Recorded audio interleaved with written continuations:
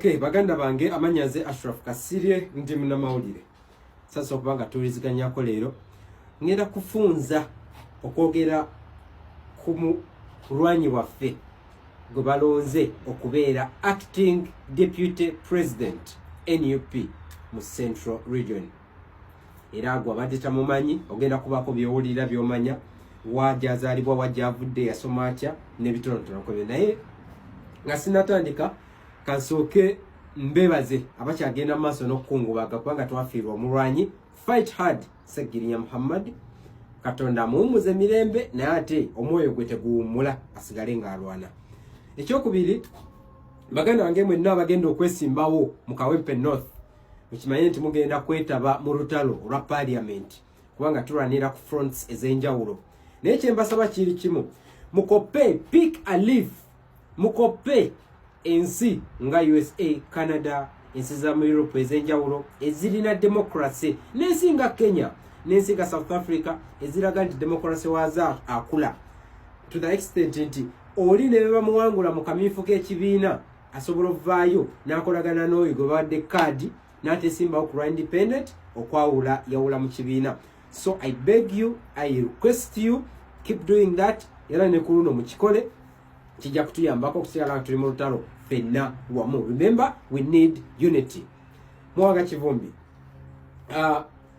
Honorable Mwaga Kivumbi akiikirira Butambala County era nga yazaalibwa mu 1973 mu mwezi gwali gwa 10 era mu kaseera kano alina emyaka 5 mwebiri agenda kubaweza emyaka 53 mu mwaka guno omwezi ogw'e10. Omusajja ono munnabyanfuna nnyo tujja kyogerako ekyo mu maaso awo era nga mu kaseera kano yakulira kye bayita Buganda Parliamentary Caucus mu abooluganda kakibaliteerezeemu buli kitongole abantu abagwa mu kkowe erimu mu lukiiko luno olukulu olwa Parliament batera okutondawo ebibiina ebibagatta ngawula Western Region, Abanyankole, Abakiga, Abakyoli, kati n'Abaganda balina caucus olukiiko olubagatta mu Parliament era Mwaga Kivumbi yakulira akakiiko ako mu kaseera kano. Akiikiridde Butambala County okuva mu mwaka 2011 wabula okutandika obukulembeze bwe yali abbiddwa omusajja yali wa NRM gwe bayitanga Faizo Kikulukuunyu, yali musajja wa NRM n'agenda mubba mu kalulu naye kooti neraba amazima nga mangi nemujjayo Kikulukuunyu netekayo Mwaga Kivumbi. Musajja musiraamu era omusajja ono nga tugenzeko mu kusoma kwe yasoma PLE ku Gombe Primary School. PLE yamutuula 1986 kyokka ate UCE n'agituula mu 1990.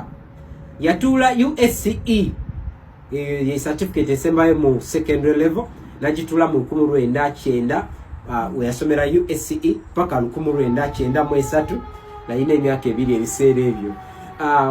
Bwatyo nagende Makerere yasomera nafuna degree in economics mu 1998 olwayi nga tandisoma mu P1 kakati oluvannyuma lwekyo naddako mu 2003 nafuna kye bayita associate degree in democracy and development ku Uganda Matters University era bwatyo mu 2004 nagenda nafuna kye bayita masters degree mu human resource management ku UMI awo Nakawa bagita Uganda Management Institute.